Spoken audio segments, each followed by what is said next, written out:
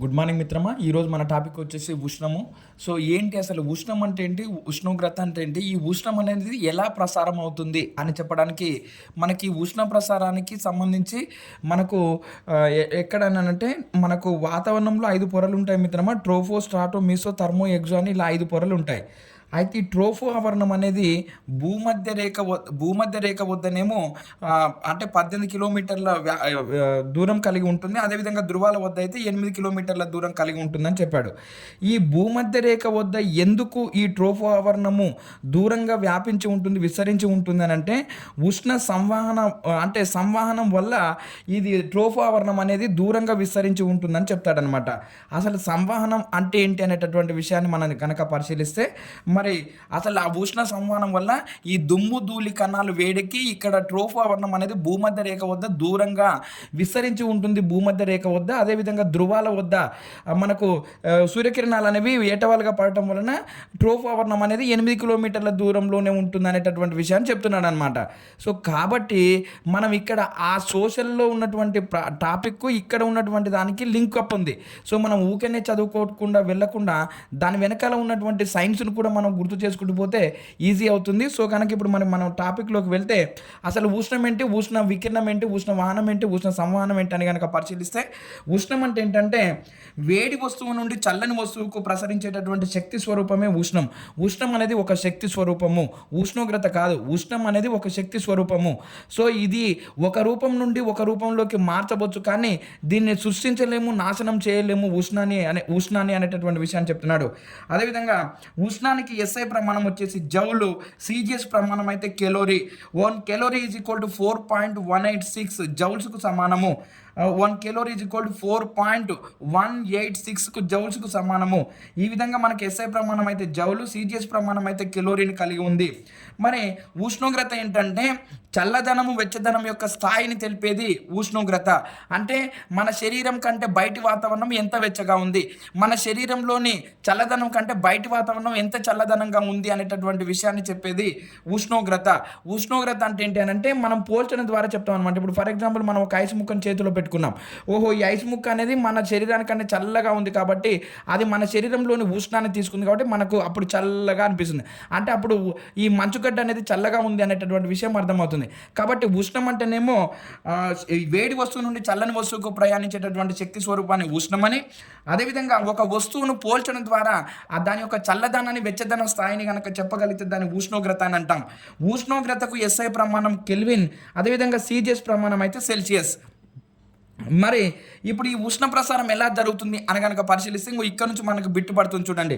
ఉష్ణ వహనం, ఉష్ణ సంవహనం, ఉష్ణ వికిరణం. ఉష్ణ వహనం, ఉష్ణ ప్రసారం ఎలా జరుగుతుందని కనుక పరిశీలిస్తే 3 రకాలుగా జరుగుతుంది. సో మరి అది ఉష్ణ ప్రసారం ఎలా జరుగుతుందని కనుక పరిశీలిస్తే ఉష్ణ వహనం అంటే ఏంటి అని అంటే కణాల కదలిక లేకుండా ఉష్ణ ప్రసారం అనేది జరిగితే దాన్ని ఉష్ణ వహనం అని అంటారు. అంటే ఇందులో కణాల కదలిక అనేది ఉండదు. అంటే కేవలం ఉష్ణం ప్రసారం జరుగుతుంది కానీ ఆ పదార్థంలో ఉన్నటువంటి కణాల కదలిక అనేది అక్కడిక్కడ జరగదు. ఉదాహరణకి ఏంటి అని అంటే మనం పాలలో ఒక చెంచాను పెట్టామనుకోండి, ఆ చెంచా మనం వేడి పాలలో చెంచాను పెడితే అది ముందు భాగం ఏమో వేడి పాలలో ఉంటుంది, వెనక భాగం ఉండదు. అయినా మనం వెనక భాగం పట్టుకోగానే కాలుతుంది అనమాట. అంటే ఇక్కడ కణాల కదలిక లేకుండానే మనకు ఇక్కడ ఉష్ణ ప్రసారం జరుగుతుంది అనమాట. కాబట్టి ఉష్ణవాహనం అనేది ఘన పదార్థాలలో జరుగుతుంది అనేటటువంటి విషయాన్ని గుర్తుపెట్టుకోవాలి. అదేవిధంగా మనం ఒక కొలిమిలో ఒక గడ్డపారను పెట్టాం, ఆ ముందు భాగము కొలిమిలో ఉంటుంది, మనం వెనక భాగం పట్టుకుంటే కాలుతూ ఉంటుంది అనమాట. అంటే ఇక్కడ ఏంటి కణాల కదలిక లేకుండా ఉష్ణ ప్రసారం అనేది జరిగితే దాన్ని ఉష్ణ వాహనం అని అంటాం.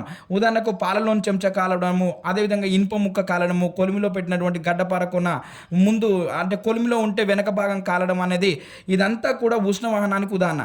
కాబట్టి ఉష్ణ వాహనం అనేది ఘన పదార్థాలలో జరుగుతుందనే విషయాన్ని గుర్తుపెట్టుకోవాలి. అదేవిధంగా మరి ఉష్ణ సంవహనం అంటే ఏంటి అని అంటే కణాల కదలిక ద్వారా ఉష్ణ ప్రసారం అనేది జరిగితే దాన్ని ఉష్ణ సంవహనం అని అంటారు. కణాల కదలిక వలన అంటే ఏదైనా ఒక పదార్థంలో ఉన్నటువంటి కణాల కదలిక వలన కనుక ఉష్ణ ప్రసారం జరిగితే దాన్ని ఉష్ణ సంవహనం అని అంటారు. మరి అది ఎక్కడ అంటే ద్రవ వాయు పదార్థాలలో మాత్రమే జరుగుతుంది ఉష్ణ సంవహనం అనేటటువంటి విషయాన్ని చెప్తున్నాడు.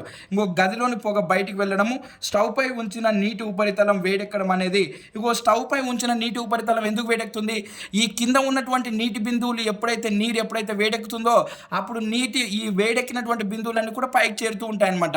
అప్పుడు స్టవ్ పై ఉంచినటువంటి నీటి ఉపరితలం వేడెక్కడం, గదిలో పొగ బయటికి వెళ్ళడం అనేటటువంటి ప్రక్రియలు మనకు ఉష్ణ సంవహనానికి ఉదాహరణలుగా ఉన్నాయి. అంటే ఇక్కడ కణాల కదలిక ఉంది అనేటటువంటి విషయాన్ని గుర్తుపెట్టుకోవాలి.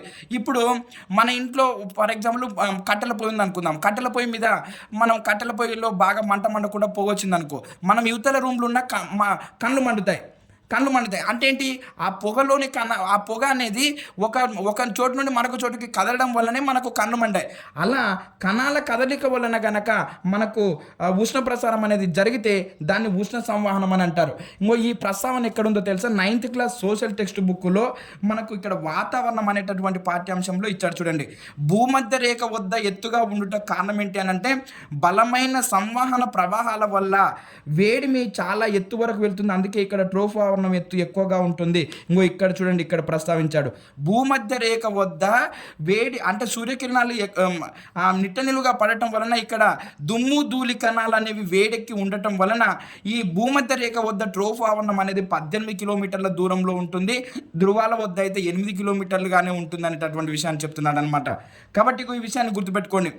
ఈ లింకప్ను పట్టుకుంటే మనకు అర్థమవుతుంది. ధృవాల వద్ద 8 కిలోమీటర్లుగా, భూమధ్య రేఖ వద్ద 18 కిలోమీటర్లుగా ఉండడానికి కారణం ఏంటి అంటే ఇక్కడ బలమైనటువంటి ఉష్ణ సంవహన ప్రవాహాల వల్ల ఈ కణాలు, అంటే ఇక్కడ సంవహనం అంటే ఏంటి, కణాల కదలిక వల్ల, అంటే వాతావరణంలో ఉన్నటువంటి దుమ్ము ధూళి రేణువులు వేడెక్కడం వలన మనకు అక్కడ ట్రోఫావరణం అనేది దూరంగా విస్తరించి ఉంటుంది అనేటటువంటి విషయాన్ని అర్థం చేసుకోవాలి.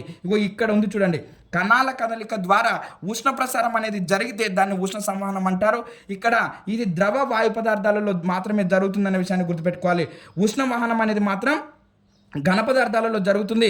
ఉష్ణ సంవహనం అనేది మాత్రం ద్రవ వాయు పదార్థాలలో జరుగుతుంది అనేటటువంటి విషయాన్ని గుర్తుపెట్టుకోవాలి. ఇప్పుడు ఉష్ణ వికిరణం అంటే ఏంటో చూద్దాం. ఉష్ణ వికిరణం అంటే ఏంటి అని అంటే ఘన ద్రవ వాయు పదార్థాలు అంటే మాధ్యమాల యొక్క ప్రమేయం లేకుండా ఉష్ణం ప్రసరిస్తే దాన్ని ఉష్ణ వికిరణం అని అంటాం. అంటే ఇక్కడ ఏ పదార్థం యొక్క అవసరం లేదు. ఘన ద్రవ వాయు మనకు పదార్థం 3 స్థితులలో ఉంటుంది, ఘన ద్రవ వాయు. ఈ ఉష్ణ వికిరణంలో ఏ పదార్థం యొక్క ప్రమేయం కూడా అవసరం లేదనమాట. అంటే ఈ 3 పదార్థాల యొక్క స్థితులు అవసరం లేకుండా ఉష్ణం గనక ప్రసరిస్తే దానిని ఉష్ణ వికిరణం అని అంటాం. సూర్యకిరణాల వల్ల భూమి వేడెక్కడం, సూర్యకిరణాలు ఇప్పుడు ఘన ద్రవ వాయు ఏవి వస్తూనే ఉంటాయి కిందికి. అదేవిధంగా ఎండలో నిలబడినటువంటి వ్యక్తి శరీరం వేడెక్కడం, మంటకు దగ్గరగా నిలబడినటువంటి వ్యక్తి శరీరము వేడెక్కడం, ఇవన్నీ కూడా ఉష్ణ వికిరణానికి ఉదాహరణ.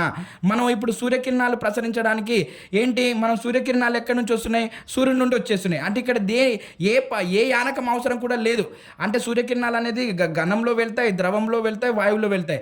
అంటే ఏ పదార్థం యొక్క ప్రమేయం లేకుండా మనకు ఉష్ణ ప్రసారం అనేది జరిగితే కనుక దానిని ఉష్ణ వికిరణం అని అంటారు. ఉదాహరణకు సూర్యకిరణాల వల్ల భూమి వేడెక్కడం, మనం ఒక కొలిమికి దూరంగా అంటే ఒక మంటకు దూరంగా నిలబడ్డాం. అసలు మనం మంటకు దూరంగా నిలబడ్డాం, ఆ కిరణాల ద్వారా మన ఒళ్ళు కనుక వేడెక్కితే దాన్ని మనం ఉష్ణ వికిరణంగా కూడా పేర్కొంటాం. ఇలా ఏ పదార్థాల యొక్క ప్రమేయం లేకుండా కనుక వేడెక్కితే దాన్ని ఉష్ణ వికిరణం అని, అదేవిధంగా కణాల కదలిక లేకుంటే కనుక ఉష్ణ వహనం జరిగితే దాన్ని మనం ఘన పదార్థాల్లో జరుగుతుంది, దీన్ని ఉష్ణ వహనం అని అంటాము. అదేవిధంగా కణాల కదలిక ద్వారా కనుక ఉష్ణ ప్రసారం జరిగితే దాన్ని ఉష్ణ సంవహనం అని అంటాం. ఇది ద్రవ వాయు పదార్థాలలో మాత్రమే జరుగుతుంది. ఇక్కడ చూడండి, ఒక్కసారి జాగ్రత్తగా అర్థం చేసుకోవడానికి ప్రయత్నం చేయండి. ఇక్కడ మనం గడ్డపారను ఒక కొలిమిలో పెట్టాం, అది ఒక కొన కొలిమిలో ఉంటుంది, మరొక కొన కొలిమిలో ఉండదు. కానీ మనము ఈ కొలిమిలో లేనటువంటి కొనను పట్టుకున్నప్పుడు ఇక్కడ కాలుతుంది. అంటే ఇక్కడ కణాల కదలిక లేకుండానే ఇక్కడ వేడి ప్రసరించింది కాబట్టి దీన్ని ఉష్ణ వహనం అంటాం. అదేవిధంగా మరి ద్రవ వాయు పదార్థాలలో మాత్రం ఖచ్చితంగా కణాల కదలిక ఉంటేనే మనకి ఇక్కడ ఏం జరుగుతుందంటే ఉష్ణ ప్రసారం జరుగుతుంది. కాబట్టి దీన్ని మనం ఉష్ణ సంవహనం అని అంటాం. అంటే ఆ 9th క్లాస్ సోషల్ టెక్స్ట్ బుక్లో ఉన్నటువంటి ఉష్ణ సంవహన ప్రక్రియ అనే ప్రక్రియను తీసుకుంటే మనకి ఇంత సమాచారం ఉష్ణం అనేటటువంటి పాఠ్యాంశం బయటకు వెళ్ళి చూడండి. అలా మరి ఉష్ణము వేరు, ఉష్ణోగ్రత వేరు. ఉష్ణం అనేదేమో శక్తి స్వరూపము, ఉష్ణోగ్రతనేమో ఒక వస్తువు యొక్క చల్లదనం స్థాయిని, వెచ్చదనం స్థాయిని తెలిపేది ఉష్ణోగ్రత. ఉష్ణానికి ప్రమాణాలు SI ప్రమాణం జౌలు, CGS ప్రమాణం కెలోరీ. 1 కెలోరీ = 4.186 జౌల్స్కి సమానము. అదేవిధంగా ఉష్ణోగ్రత అంటే చల్లదనం, వెచ్చదనం స్థాయిని తెలిపేది ఉష్ణోగ్రత. SI ప్రమాణం కెల్విన్, CGS ప్రమాణం అయితే సెల్సియస్. ఈ విధంగా మనం ఇది గుర్తుపెట్టుకుంటే కనుక మన కాన్సెప్ట్ అర్థమవుతుంది. ఎప్పుడైనా సరే ప్రతి పదానికి అర్థం తెలుసుకుంటూ పోతే మన కాన్సెప్ట్ అర్థమవుతుంది. ఎక్కడ చదివినా కూడా మనకు గుర్తుండిపోతుంది అనమాట. సో మిత్రమా, ఖచ్చితంగా మన వీడియోని లైక్ చేయండి, సబ్స్క్రైబ్ చేయండి, షేర్ చేయండి. ఏమంటాడు అని అంటే ఉష్ణ వహనం అనేది ఏ పదార్థాలలో ఉంటుంది, ఉష్ణ సంవహనం అనేది ఏ పదార్థాలలో ఉంటుంది, ఉష్ణ వికిరణం అనేది ఏ పదార్థాలలో ఉంటుంది, ఈ క్రింది వాళ్ళలో సరికాని వాక్యం, సరైన వాక్యం, ఇలా అనేక రకాలుగా క్వశ్చన్లు అడుగుతూ ఉన్నాడు మనల్ని దీని మీద. సో ఖచ్చితంగా ఇది మనకు సైన్స్లో ఉపయోగపడుతుంది, ఇక్కడ సోషల్లో ఉపయోగపడుతుంది. కాబట్టి ఖచ్చితంగా అందరూ నేర్చుకోవడానికి ప్రయత్నం చేయండి. ఇది నాది ఇది నీది అనే భేదాభిప్రాయాలు చూసినప్పుడు మాత్రమే మనకు సబ్జెక్ట్ అర్థం కాదు. కాబట్టి ప్రతిది కూడా మనదే అనేటటువంటి కోణంలో చదవండి, అప్పుడు ప్రతి సబ్జెక్టు నీకు అర్థమవుతుంది. సో ఖచ్చితంగా మన వీడియోని లైక్ చేయండి మిత్రమా. మీ మంచిని కోరుకునే మీ మిత్రుడు, మీ శ్రేయోభిలాషి, మీ పెరుమల్ల శివశంకర్. ఖచ్చితంగా మన వీడియోని లైక్ చేయండి, సబ్స్క్రైబ్ చేయండి, షేర్ చేయండి, కామెంట్ పెట్టండి. ఓకేనా? మర్చిపోకుండా ఉంటారని కోరుకుంటూ మీ మిత్రుడు, మీ శివశంకర్.